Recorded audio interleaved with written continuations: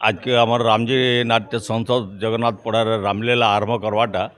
ए वर्ष पंचम वर्ष आ समस्त सहयोग रे आमर जी कलाकार अच्छन तथा आमर मीडिया भाई मान सहयोग रे रामलीला बहुत उन्नति करी बहुत आगे बढ़ीचे आ दर्शक भी बहुत आग्रह करुछन आ ए वर्ष भी आम बहुत आशा अच्छे ए वर्ष भी आमर बहुत दर्शक हेबे से अनुसार आम स्टेज फेज भी सब जगह रेडी कर देचु जे रामनवमी आम तो प्रति वर्ष रामनवमी दिन आम राम जन्म गोटे यात्रा हेसी तार पर दिन ठार आम लीला आरंभ हेसी आ हाराहारी 20-22 तक राम जन्म ठारू राम को राज्य अभिषेक तक सब आम अभिनय आकार दर्शकों को ये करसुँ तो काल ठार आम रामलीला आरंभ होचे यहाँ रामलीला प्राय 150 वर्ष अनुष्ठान 150 वर्ष मोर बापा मोर अजा पीरियड यहाँ चली राजवाड़ी अमल जिते राजा राजगड़ा शासन चली से बलांगीर पैलेस रे रामलीला होता तापर राजा राजगड़ा शासन सरीगला आस्ते आस्ते धीरे आमर रामजी पड़ा रामजी मंदिर या यात्रा भी सेन के पलाला से दिन ठार आम चली आम रामलीला महोत्सवटा काली ठारू आरंभ हो जाऊे गोटे नाटक रु महोत्सव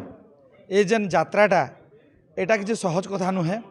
गाँ पुरपल्ली रे आमर अंचल रे भी आगु केवल नाटक होता किंतु आपण मानकर समस्त सहयोग रे भगवान आशीर्वाद रे गुरुंकर कृपा रे ए अंचल समस्त जनसाधारण सहयोग रे आज नाटकटा गोटे महोत्सव रे परिणत होइछे जेनटा कि आमे केबे कल्पना करने थाई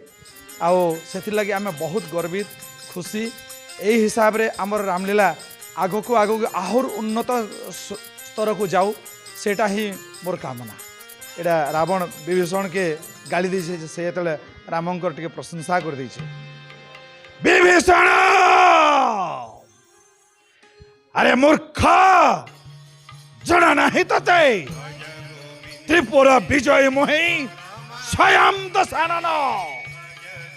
देवगण खटी थांती पादा तले मोर जाने शुद्धा मोर वीरपण